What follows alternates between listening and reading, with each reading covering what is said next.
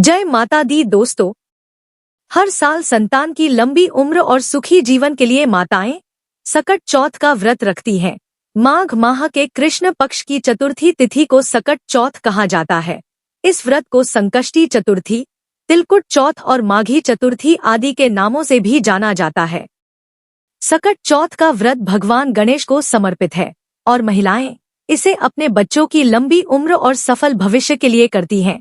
यह व्रत संतान प्राप्ति का वरदान देने वाला और संतान के जीवन के सभी विघ्न दूर करने वाला माना गया है।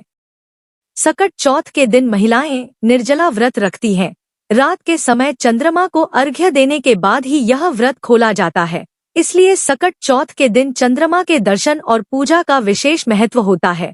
तिल चौथ के दिन गणपति की पूजा में तिल के लड्डू और मिठाई का भोग लगाया जाता है। साथ ही इस दिन तिल के दान का भी विशेष महत्व है। चलिए जानते हैं साल 2026 में सकट चौथ का व्रत कब रखा जाएगा। पूजा का शुभ मुहूर्त क्या है, चंद्रोदय का समय क्या है, राहु काल का समय कब से कब तक रहेगा। आपको बता दें कि माघ माह के कृष्ण पक्ष की चतुर्थी तिथि का प्रारंभ 6 जनवरी 2026 को सुबह 8:01 पर होगा और चतुर्थी तिथि का समापन 7 जनवरी 2026 को सुबह 6:52 पर होगा।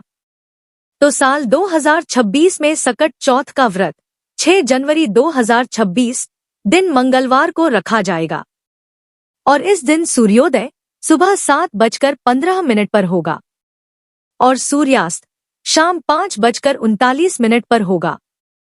6 जनवरी को सकट चौथ की पूजा का मुहूर्त सुबह 9:51 से लेकर दोपहर 1:45 तक रहेगा और इस दिन अभिजीत मुहूर्त दोपहर 12:06 से लेकर दोपहर 12:48 तक रहेगा और शाम की पूजा के लिए गोधूली मुहूर्त 5:36 से लेकर 6:04 तक रहेगा और इस दिन सर्वार्थ सिद्धि योग सुबह 7:15 से लेकर दोपहर 12:17 तक रहेगा और इस दिन चंद्रोदय का समय रात में 8:54 पर रहेगा। आपको बता दें चंद्रमा को अर्घ्य देने के बाद सकट चौथ के व्रत का पारण किया जाएगा। आपको बता दें कि सकट चौथ के दिन भद्रा का साया भी रहेगा। इस दिन भद्रा काल का समय सुबह 7:15 से लेकर सुबह 8:01 तक रहेगा और इस दिन भद्रा का वास मृत्यु लोक में रहेगा। तो जो लोग भद्रा का विचार करते हैं वो सुबह की पूजा सुबह 8:01 के बाद ही करें और इस दिन राहु काल का समय दोपहर 3:03 से लेकर शाम 4:21 तक रहेगा। दोस्तों, आप राहु काल के समय पूजा से संबंधित कोई कार्य ना करें क्योंकि राहु काल अशुभ समय होता है। चलिए अब बात करते हैं सकट चौथ की पूजा विधि के बारे में। दोस्तों, सकट चौथ वाले दिन भगवान गणेश जी के साथ साथ चंद्रदेव की पूजा भी की जाती है। इस दिन महिलाएं निर्जला व्रत रखती हैं। इस दिन ब्रह्म मुहूर्त में उठकर स्नान करने के बाद तारों की छांव में ही व्रत का प्रारंभ करते हुए निर्जल व्रत की शुरुआत की जाती है और व्रत का संकल्प लिया जाता है। इसके बाद गणेश जी की पूजा करें।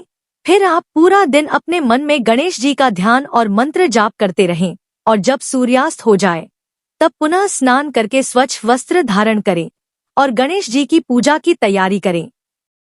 सर्वप्रथम आप पूजा स्थल को गंगाजल छिड़क कर शुद्ध कर लें और एक लकड़ी की चौकी पर लाल या पीले रंग का वस्त्र बिछा लें और भगवान गणेश जी और सकट माता की मूर्ति यह फोटो स्थापित कर दें। अब इसके बाद आप कलश की स्थापना करें। सबसे पहले चावल से अष्टदल कमल बना लें। अब एक कलश में शुद्ध जल भरे और उसी में थोड़ा गंगाजल भर लें। उसमें एक सिक्का, सुपारी, हल्दी की गांठ और फूल डालकर उसके ऊपर पंचपल्लव रखकर नारियल स्थापित कर दें। नारियल में मौली लपेट लें और कलश पर स्वास्तिक का चिन्ह बना लें। कलश के मुख में भी मौली बांध लें। दोस्तों, इसके बाद आप गणेश जी की विधिवत पूजा अर्चना करें।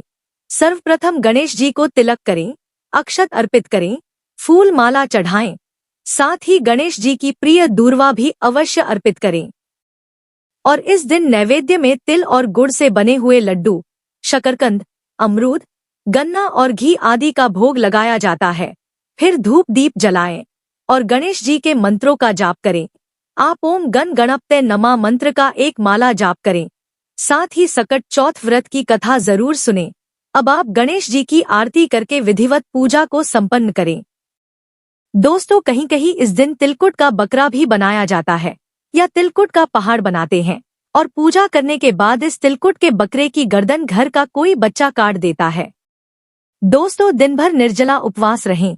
ध्यान रखें कि इस व्रत में अनाज का सेवन नहीं किया जाता है और रात में जब चंद्रमा उदय हो जाए तो चंद्रमा को अर्घ्य देने के बाद ही व्रत खोलना चाहिए। फिर जब चंद्रमा निकल आए तो चंद्रमा की पूजा की तैयारी करें। आप सबसे पहले चंद्रमा को अर्घ्य अर्पित करें। इसके लिए एक लोटे में जल भरें और उसमें कच्चा दूध और चीनी मिला लें और अर्घ्य देते समय ओम चंद्राय नमः या ओम सोम सोमाय नमः मंत्र का जाप करें और चंद्रमा को धूप दीप दिखाएं और उन्हें भी तिल गुड़ का भोग लगाएं। और अब हाथ जोड़कर चंद्रमा का आशीर्वाद लें और घर परिवार की खुशहाली की कामना करें। पूजा के बाद अपनी सास को बायना देकर उनके पैर छूकर उनका आशीर्वाद ले। इसके बाद ही तिल गुड़ का प्रसाद खाकर अपना व्रत खोलें। व्रत खोलने के बाद भी अन्न का सेवन न करें। इस दिन रात में फलाहार का ही सेवन करना है। संभव हो तो फलाहार में केवल मीठी चीज ही खाएं। सेंधा नमक के इस्तेमाल से बचें। दोस्तों, प्रसाद खाने के बाद इस दिन दूध और शकरकंद खाकर व्रत खोलना शुभ माना जाता है। चलिए अब जान लेते हैं कि इस साल नहाए खाए कब किया जाएगा और बाल किस दिन धोए जाएंगे। तो दोस्तों, इस साल सकट चौथ का व्रत 6 जनवरी दिन मंगलवार को है और नहाए खाए एक दिन पहले किया जाता है, तो बाल आप एक दिन पहले यानी सोमवार को धो लेंगे। इसी दिन आप नहाए खाए करेंगे। वैसे तो कुछ लोग सोमवार को भी लोग बाल नहीं धोते हैं, लेकिन वार से बड़ा त्योहार होता है, इसलिए आप सोमवार को बाल धो सकती है। लेकिन जो लोग सोमवार का व्रत रखते हैं वो लोग रविवार को ही बाल धोकर स्नान कर ले। बस ध्यान रखें कि बाल धोने के बाद आप प्याज लहसुन से बना खाना ना खाएं, बल्कि सात्विक भोजन ही ग्रहण करें। साथ ही पूर्णतः ब्रह्मचर्य का पालन भी अनिवार्य होगा।